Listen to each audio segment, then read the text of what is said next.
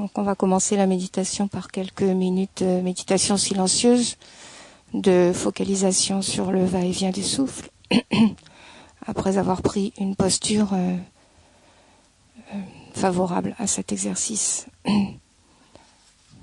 dans laquelle on est à la fois à l'aise et détendu. À la fois à l'aise et détendu, et alerte et bien éveillé.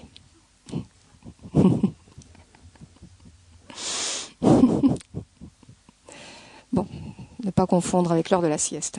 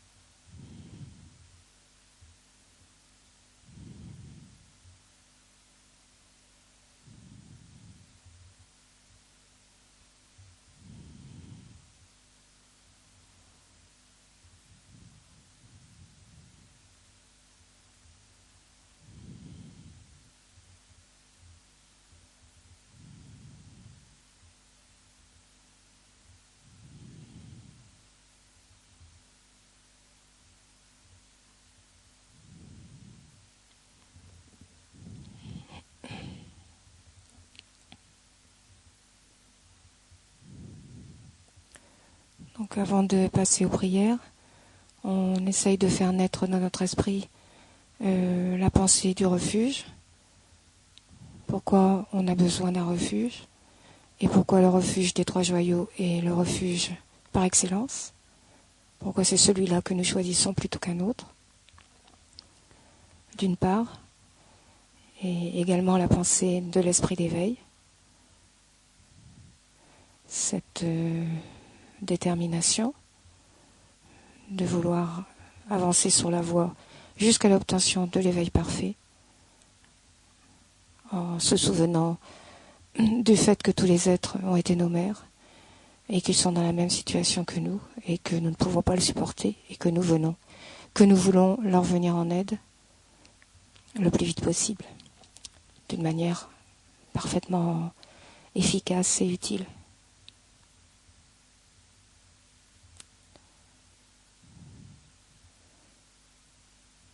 Ce sont ces différentes pensées qui vont nous animer pendant que nous récitons les premières prières.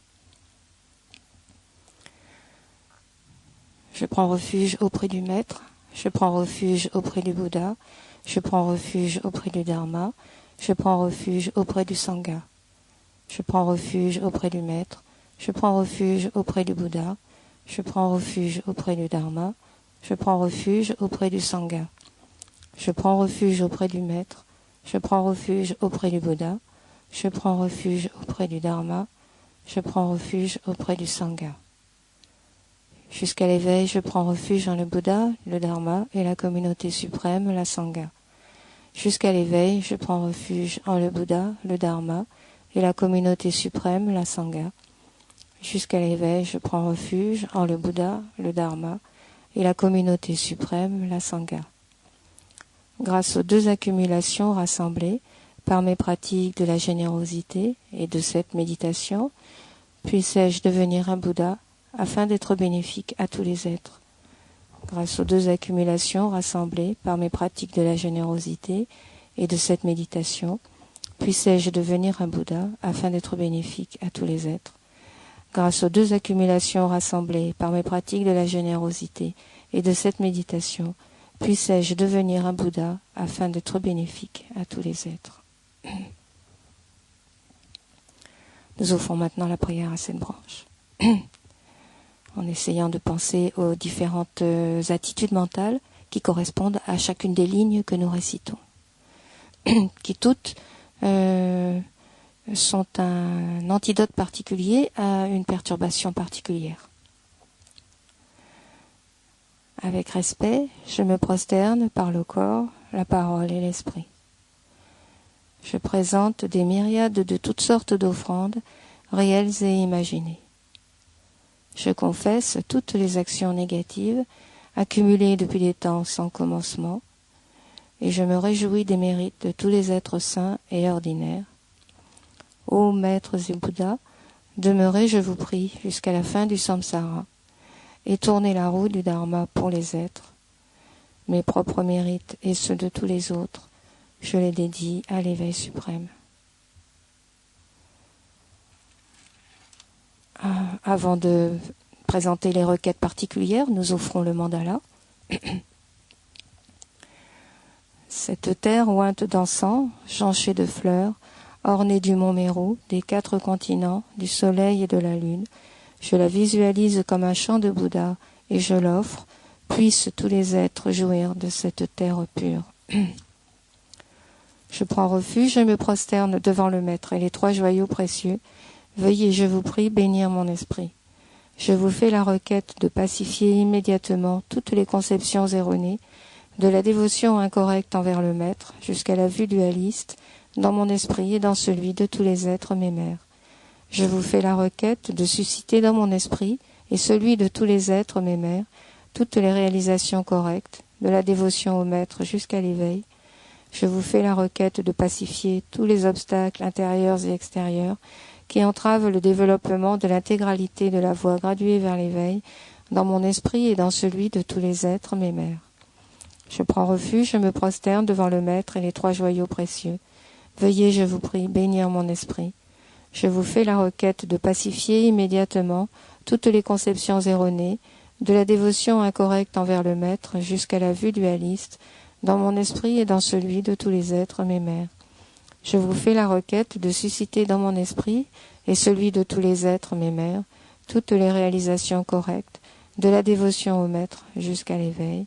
Je vous fais la requête de pacifier tous les obstacles intérieurs et extérieurs qui entravent le développement de l'intégralité de la voie graduée vers l'éveil, dans mon esprit et dans celui de tous les êtres, mes mères. Je prends refuge et me prosterne devant le maître et les trois joyaux précieux. Veuillez, je vous prie, bénir mon esprit. Je vous fais la requête de pacifier immédiatement toutes les conceptions erronées, de la dévotion incorrecte envers le maître jusqu'à la vue dualiste, dans mon esprit et dans celui de tous les êtres, mes mères. Je vous fais la requête de susciter dans mon esprit et celui de tous les êtres, mes mères, toutes les réalisations correctes, de la dévotion au maître jusqu'à l'éveil. Je vous fais la requête de pacifier tous les obstacles intérieurs et extérieurs qui entravent le développement de l'intégralité de la voie graduée vers l'éveil, dans mon esprit et dans celui de tous les êtres, mes mères. Idam Guru Ratna Mandalakam Niryatayami. Précieux et glorieux Maître Racine, veuillez demeurer sur le lotus et le disque de lune au-dessus de ma tête. Dans votre grande bonté, veuillez me guider et m'accorder les réalisations de votre corps, de votre parole et de votre esprit. Veuillez me guider et m'accorder les réalisations de votre corps, de votre parole et de votre esprit. Vous êtes l'œil qui contemple l'immensité des enseignements, la porte d'accès suprême à la libération pour les êtres fortunés. À l'aide de vos moyens habiles, vous nous pacifiez avec amour. Ô Maître spirituel qui nous éclairez, je vous invoque. Puissais-je à aucun moment ne laisser surgir en moi la moindre vue fausse envers les actions du Maître glorieux. Puissais-je considérer toutes les actions comme pures et avec cette dévotion recevoir les bénédictions du Maître dans mon cœur. Et donc nous imaginons que nous avons notre Maître spirituel au-dessus de notre tête pendant que nous faisons la méditation.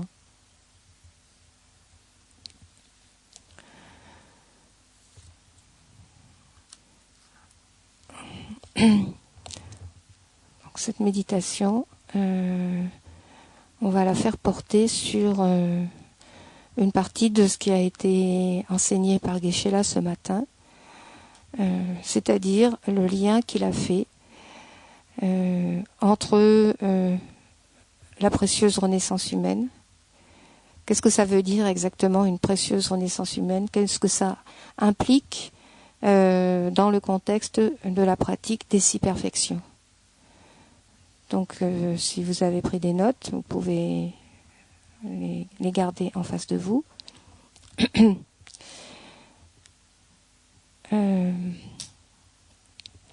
Donc dans un premier temps, on va essayer de se souvenir rapidement des différents points de la méditation sur la précieuse renaissance humaine. C'est la deuxième méditation du Lamrim, la première étant celle sur le maître spirituel. Dans cette méditation, on commence par reconnaître les libertés et les attributs ou les richesses qui constituent la précieuse renaissance humaine. Et puis ensuite, on voit la valeur, l'extrême valeur, hors du commun, de cette existence par rapport à ce qu'elle nous permet de réaliser. Et dans un troisième temps, on médite sur sa rareté, dans le sens où elle est très très difficile à obtenir. Donc on peut, pendant la première partie de cette méditation, au moins se remémorer ces points de la méditation sur la précieuse renaissance humaine. Quand on parle des libertés et des richesses ou des attributs de cette existence dont nous bénéficions actuellement, de quoi nous parlons.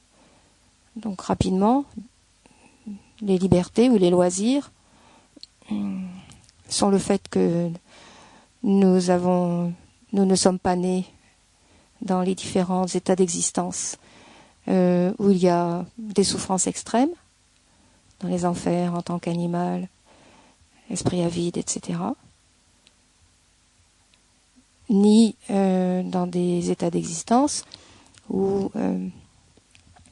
les plaisirs sensoriels sont tellement intenses qu'ils nous enivrent en quelque sorte et qui nous empêchent aussi, qui ne nous donnent pas le loisir, la liberté de pratiquer.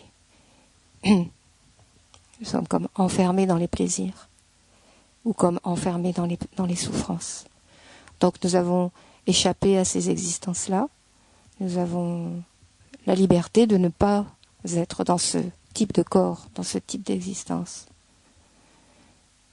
Et par rapport au fait que nous avons un corps, une existence humaine, un corps et un esprit humain, nous avons d'autres éléments, d'autres situations qui sont très favorables. Nous sommes nés à une bonne époque, une époque où un Bouddha est apparu dans le monde et a enseigné. Nous sommes nés dans une bonne région, dans un lieu où cet enseignement est diffusé et pratiqué. Notre corps et notre esprit sont en suffisamment bon état pour nous permettre de pratiquer. Nous ne sommes pas enfermés dans un corps ou un esprit qui ne serait pas en état de comprendre ou de pratiquer l'enseignement. Et dernier point très important, nous avons cette liberté par rapport à l'ignorance, puisqu'il y a un certain nombre de vues fausses qui ne sont pas actives dans notre esprit. Et au contraire, nous avons cet intérêt pour le Dharma. Nous avons envie de le pratiquer. Nous avons cette foi, cette confiance. Nous pouvons nous réjouir, prendre un tout petit instant pour nous réjouir de ces différents éléments qui sont ce dont nous disposons actuellement et qui nous mettent vraiment dans la situation de pouvoir écouter, réfléchir, méditer, pratiquer le Dharma. Pour notre bien et pour le bien de tous les autres êtres.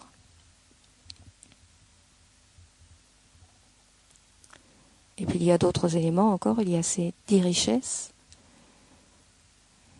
qui sont pour certaines le contraire de ce qui vient d'être évoqué, le fait d'avoir des facultés complètes, d'être né dans une région où les enseignements existent et sont authentiques et transmis de manière vivante. Nous avons foi dans cet enseignement et donc on ne va pas passer en revue toutes ces différentes richesses puisqu'elles reviennent un petit peu sur ces points que nous avons déjà évoqués. Cette période où le Bouddha est apparu, où il a enseigné, où ses enseignements sont encore vivants, authentiques. Aussi le fait qu'il y a des pratiquants, qu'il y a une communauté de pratiquants autour de nous. Nous ne sommes pas les seuls. Nous sommes entourés d'amis spirituels ou d'amis du Dharma qui ont les mêmes aspirations que nous. Et également, nous sommes entourés de gens qui nous aident, que ce soit spirituellement, psychologiquement, matériellement. Ils nous aident et nous soutiennent pour pratiquer le Dharma.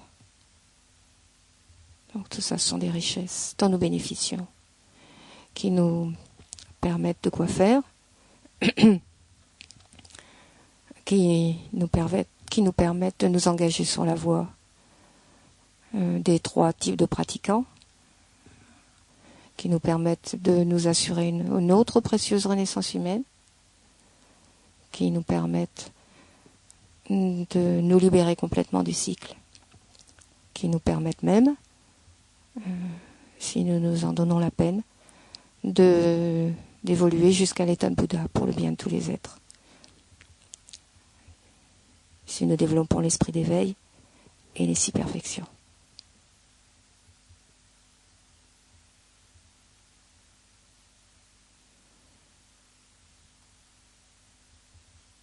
Donc nous pouvons nous rappeler tous ces éléments et nous en réjouir du fond du cœur. Non seulement nous en réjouir, mais partir de ce sentiment de réjouissance pour développer un enthousiasme, une détermination à extraire l'essence, à tirer le meilleur profit de ce trésor que nous avons entre les mains, qui est le résultat d'avoir pratiqué un certain nombre de choses dans nos vies précédentes, et plus particulièrement ces 6 perfections.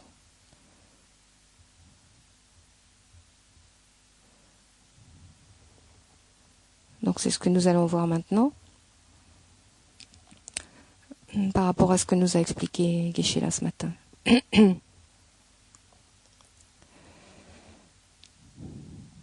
Parmi les autres aspects de ce support de vie exceptionnel, notre précieuse renaissance humaine, il y a le fait d'avoir cette aisance matérielle. Même si nous ne nous considérons pas comme des gens aisés, et même si nous avons certaines difficultés matérielles, il est certain que par rapport à l'ensemble des êtres, même des êtres humains, nous sommes plutôt privilégiés. Donc de ce point de vue-là, nous pouvons considérer que nous bénéficions d'une certaine aisance matérielle. Nous avons de quoi nous nourrir, de quoi nous protéger du froid et de la chaleur. Nous pouvons nous soigner quand nous sommes malades. Et nous pouvons même venir écouter des enseignements et les mettre en pratique. Tous ces éléments de cette aisance matérielle, ils sont le résultat d'avoir pratiqué la générosité.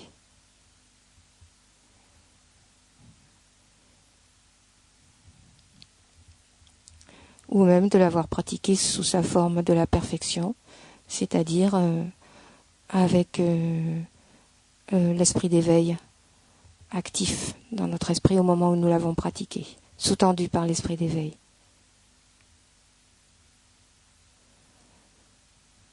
Donc nous pouvons prendre conscience de cela, mais également nous dire que pour continuer notre chemin vers la bouddhéité, nous avons besoin encore et encore de pratiquer cette même générosité afin d'avoir cette aisance matérielle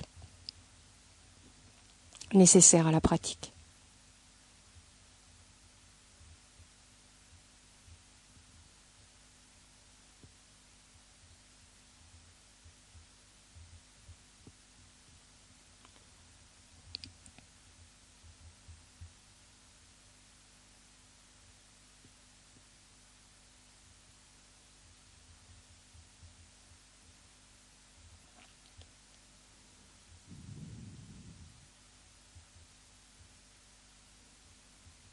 Par rapport à la deuxième perfection, la perfection de l'éthique. Donc cela, on l'a déjà vu tout au début de l'Amrim.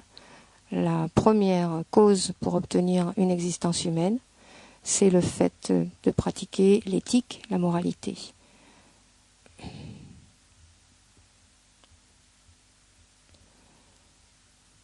Donc ça, c'est la base, le fait d'avoir ce corps et cet esprit humain. C'est l'éthique qui nous permet de l'obtenir. Donc ici encore,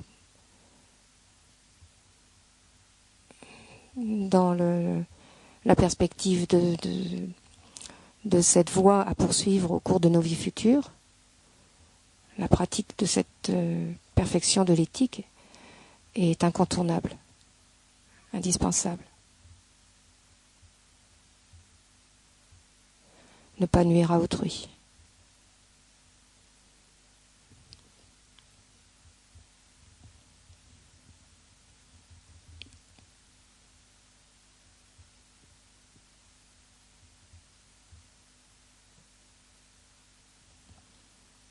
Là encore, pour que cette pratique de l'éthique soit une pratique de la perfection de l'éthique, il faut qu'elle soit sous-tendue par l'esprit d'éveil, par la bodhicitta, le souhait de devenir Bouddha pour le bien des êtres.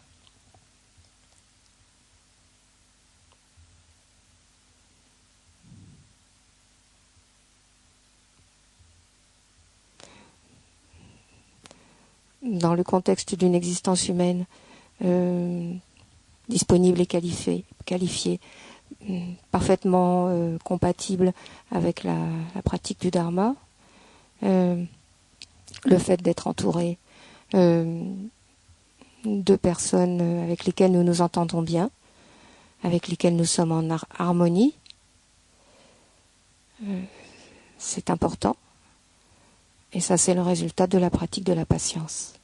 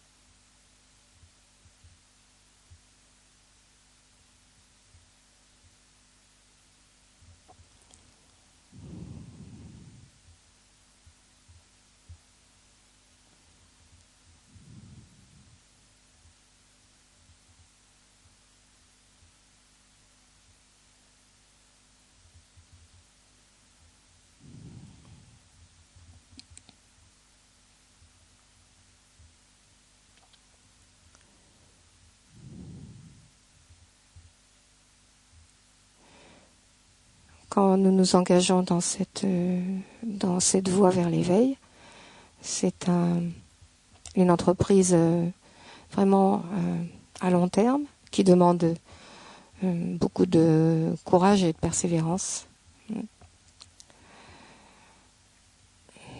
Et donc si nous avons pratiqué dans le passé la perfection de l'enthousiasme persévérant, nous avons encore cette tendance dans notre esprit actuellement à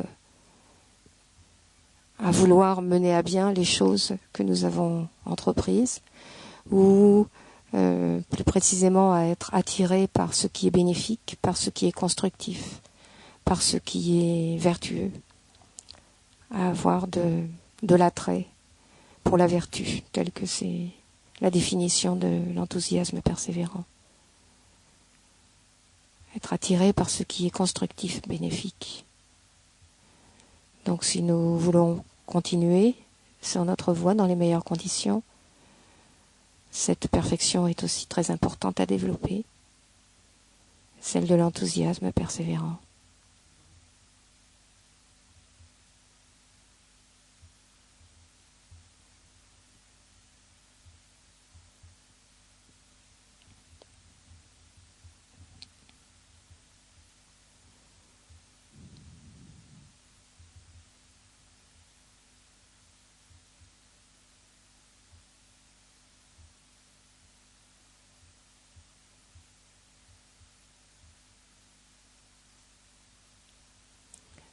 Nous avons également besoin de la mémoire et de la vigilance. Et ces qualités de l'esprit sont le résultat d'avoir pratiqué la concentration, la perfection de la concentration. Donc si nous avons des facilités avec la mémoire et la vigilance, c'est que nous avons déjà pratiqué cette perfection dans le passé, et si nous souhaitons l'avoir dans le futur, nous avons besoin de nous y entraîner actuellement pour nous assurer de l'avoir plus tard, dans les vies futures. Et nous en avons vraiment besoin si nous voulons vraiment devenir Bouddha pour le bien des êtres. Là, nous sommes en train de... C'est un peu comme si nous faisions le point avant de partir en voyage. Est-ce que nous avons tout ce dont nous avons besoin? Est-ce que rien nous manque?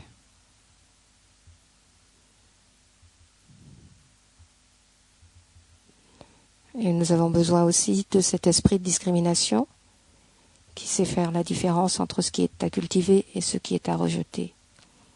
Et ça, c'est le résultat de la pratique de la sagesse.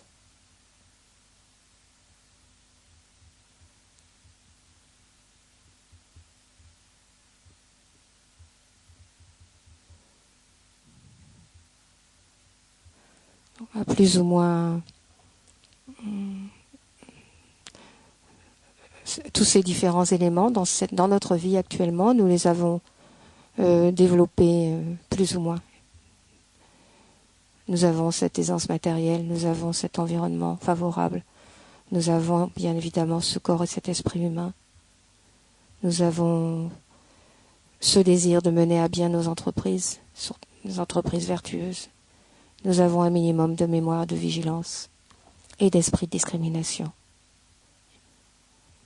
Et nous en avons encore besoin pour les vies futures.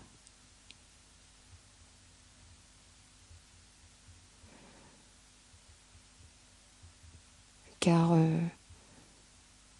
de la réunion de ces différents éléments, de ces différentes causes, dépend notre accession à l'état de Bouddha.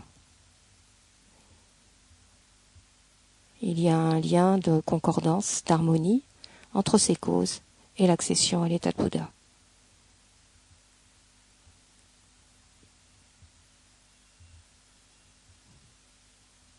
Ces causes qui sont la pratique des 6 perfections.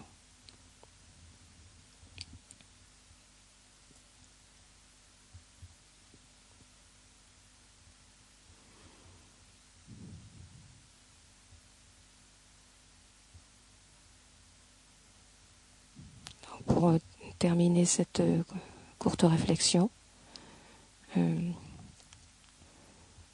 pouvons essayer de faire naître dans notre esprit une grande joie, un grand enthousiasme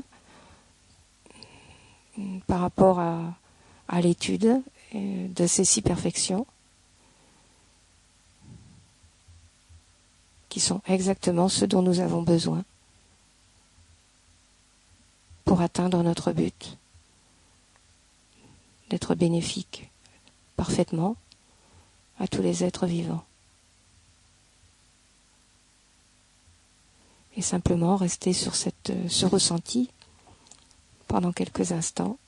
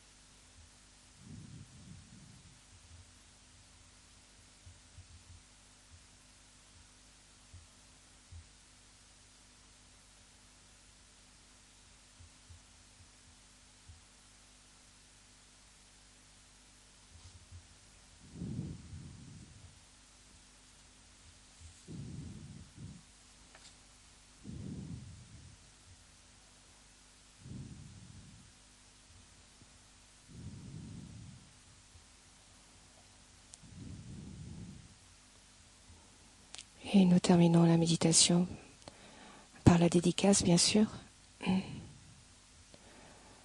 Donc nous pouvons simplement, avec nos propres mots, intérieurement, faire la dédicace, dédier ce potentiel positif de ces quelques minutes de méditation.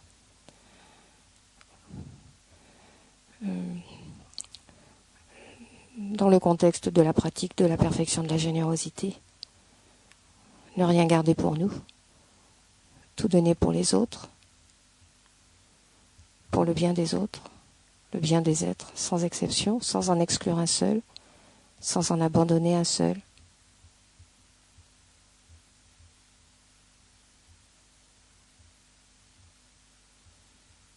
Ce bien étant la cessation de toute souffrance et de toute cause de souffrance, et l'accession à un état de bonheur parfait, stable, celui de la bouddhéité.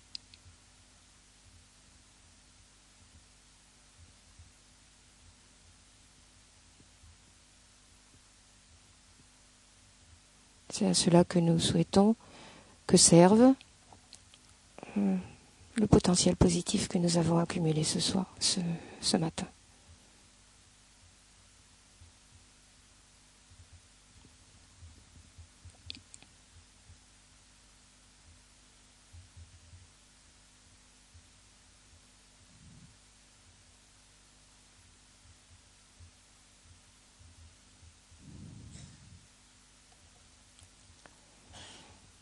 Et comme nous allons aller déjeuner, nous allons faire la prière d'offrande de la nourriture qui se trouve à la page 207 du livre doré.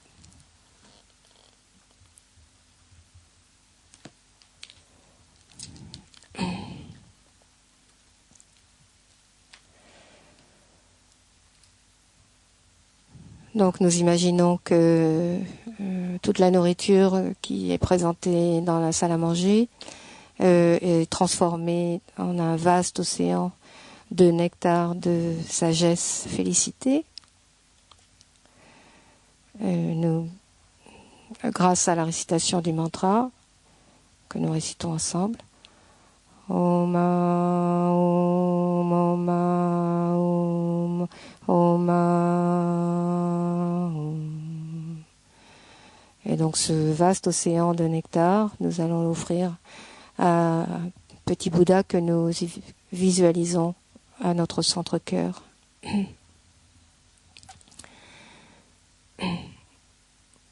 Le maître est le Bouddha, le maître est le Dharma, le maître est aussi la Sangha, le maître est la source de tout bonheur. À tout le maître, je fais offrande. Le maître est le Bouddha, le maître est le Dharma, le maître est aussi la Sangha, le maître est la source de tout bonheur. À tous les maîtres, je fais offrande. Le maître est le Bouddha, le maître est le Dharma, le maître est aussi la Sangha, le maître est la source de tout bonheur. À tous les maîtres, je fais cette offrande.